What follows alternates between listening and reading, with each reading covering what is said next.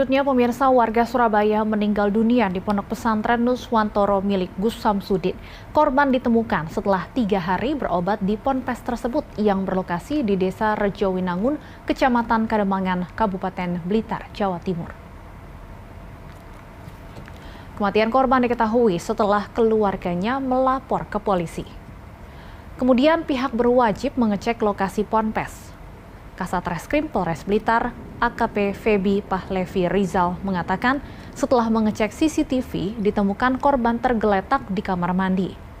Korban diketahui warga Tambak Asri Melati, Moro Krembang, Krembangan, Surabaya.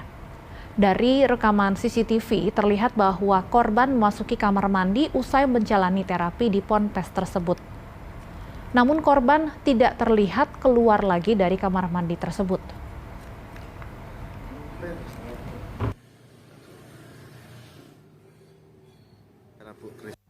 Dari hasil pengecekan CCTV, anggota menemukan korban pada hari Sabtu tanggal 9 Desember 2023 sekitar pukul 21.00 berjalan menuju kamar mandi umum pondok. Namun setelah dicek sekian lama, ternyata korban tidak keluar dari kamar mandi tersebut. Dikarenakan setelah sekian lama tidak keluar, kemudian anggota mendatangi kamar mandi tersebut dan ternyata kondisi pintu dikunci dari dalam. Kemudian anggota melakukan pembukaan secara paksa terhadap pintu kamar mandi itu dan ditemukan sesosok mayat dalam kondisi tertutup. Bagaimana sebenarnya kronologi kasus ini? Kita sudah terhubung dengan Mas Muhammad Farid Dwi Prakoso, menantu korban. Selamat sore, sebelumnya kami ingin mengucapkan turut berduka cita atas meninggalnya ibu mertua Anda. Ya, selamat sore Bu. Baik, Mas Farid bisa ceritakan kepada kami dari sisi keluarga sebenarnya seperti apa kronologi sejak korban meninggalkan rumah sampai akhirnya pihak keluarga meminta polisi untuk membuka CCTV di ponpes tersebut. Kita dari keluarga itu, ibu ketika berangkat ke Blitar tanpa konfirmasi ke pihak keluarga. Ketika bapak saya dan kakak saya berangkat bekerja, ibu saya itu langsung berangkat ke Blitar. Setelah sampai Malang, ibu saya konfirmasi ke istri saya, bilang kalau ibu sekarang mau ke Blitar. Terus istri saya tanya, "Loh Bu, mau kemana?" Ibu saya bilang, "Ibu mau ke pondokan Gus Samsudin." Gitu. Ibu ke Blitar menaiki bis dari terminal Murase. Jadi ibu mertua Anda berangkat seorang diri, tidak ada yang mengantarkan? Iya, seorang diri tanpa pamit siapapun. Semua saudaranya, semua teman-temannya tidak ada yang dipamiti. Oke. Mas Farid, sebenarnya ibu mertua Anda ini menderita penyakit apa saja sampai kemudian merasa memerlukan pengobatan di pondok pesantren tersebut? Ibu saya merasakan sakit itu dari bulan November. Badannya itu lemes, sakit semua. Sudah berobat di rumah sakit itu 4 kali di Surabaya dan 1 kali di Bojonegoro. Tapi ibu saya itu orangnya kalau berobat itu ingin segera ada perubahan di tubuhnya gitu, Bu. Jadi selama 1 bulan lebih kondisinya itu masih aja. Nah, mungkin ini menurut saya sampai ibu saya itu nekat berangkat ke pondokannya Gus Samsudin. Karena beliau setelah HP-nya dicek oleh istri saya, di YouTube-nya beliau itu banyak notifikasi dari YouTube-nya Gus Samsudin. Banyak sekali.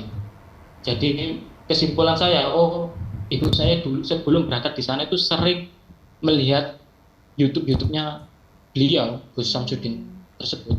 Tapi sebelumnya ibu mertua Anda belum pernah ke sana, ini pertama kalinya? Iya, belum pernah ke sana, baru pertama kali ini. Kalau perawatan yang sempat dijalani di rumah sakit, apa yang disampaikan oleh pihak kedokteran? Apa penyakit yang diderita oleh ibu mertua Anda? Terakhir yang yang periksa di Rumah Sakit Bojonegoro itu ibu saya dicek seluruhnya, semuanya itu normal, parunya normal, yang lain-lain normal, cuma ada darah tinggi sama kolesterol itu aja. Terus ibu saya itu juga pingin opname di sana, tapi sama pihak dokter di sana tidak perlu Bu, tidak perlu opname karena kondisi jenengan baik-baik aja, cuma rawat di rumah aja. Mas Farid, lalu setelah ibu mertua Anda berangkat ke Blitar, kapan komunikasi terakhir dengan pihak keluarga dan apa yang dikomunikasikan saat itu? Komunikasi terakhir itu dengan istri saya bilang kalau ibu sudah dapat nomor antrian. Ibu di sini bayar biaya 1.500.000. Udah itu aja. Terakhir itu jam 8 malam. Telepon dengan istri saya. Setelah itu ibu saya tidak bisa dihubungi lagi. Ya bisa dihubungi nomornya, cuma tidak ada respon dari ibu saya. Kita dari pihak keluarga cemas karena 1 hari lebih ibu saya tidak bisa merespon panggilan dari keluarga. Nah, saya ada inisiatif untuk ke Blitar untuk langsung cek di lokasinya Pondok Gus Samsudin. Itu.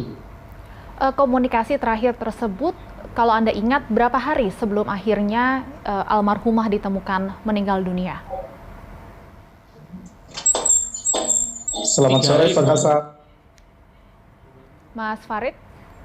Ya, komunikasi terakhir yang tadi Anda sampaikan ketika ibu mertua Anda menyampaikan ada biaya 1.500.000 yang dibayarkan, ini komunikasinya berapa hari sebelum akhirnya almarhumah ditemukan meninggal dunia? 3 hari ketika ditemukan meninggal dunia. Pada saat itu memang dari pihak keluarga merasa tidak ada yang mencurigakan sehingga tidak ada yang langsung menyusul ke Blitar? Ya, terlihat mencurigakan itu ketika sudah melewati mau 2 hari, ibu masih belum bisa respon panggilan dari keluarga. Mas Farid, boleh dikoreksi jika saya salah, pihak keluarga tidak mengizinkan dilakukannya otopsi. Apa alasannya, Mas Farid? Pihak keluarga yakin bahwa almarhumah meninggal dunia dengan cara yang wajar? Ya, pihak keluarga ikhlas dan tidak perlu untuk diotopsi karena saya melihat dari CCTV tidak ada sesuatu yang janggal. Dan kondisi kamar mandi juga ketika di lokasi itu juga terkunci dari dalam. Ibu juga ketika saya lihat di CCTV juga tidak konsumsi apapun, hanya konsultasi dengan pihak pondok. Setelah itu beliau menuju ke kamar mandi. Pihak keluarga tidak menanyakan kepada pihak pondok mengapa kemudian tidak ada yang menyusul ibu mertua Anda di kamar mandi setelah tidak kunjung keluar dari kamar mandi, atau tidak ada yang menyadari hal tersebut? Ya, itu yang saya pertanyakan. Kalau menurut saya pihak pondok tidak menyadari kalau pintu yang dimasuki ibu saya itu masih tertutup sampai 3 hari. Dan juga mungkin penilaian saya, kondisi kamar mandi itu tidak ada yang aneh, Bu. Karena juga tidak ada bau yang menyengat, juga tidak ada ketika saya cek di kamar mandi itu, Bu. Mungkin pihak-pihak sekitar pondok atau tamu di sana melihat di dalam kamar mandi itu ada orang. Cuman ibu saya itu handphonenya itu juga berada di kamar mandi. Ketika pihak keluarga telepon berulang kali, pasti handphone itu akan berdering kok.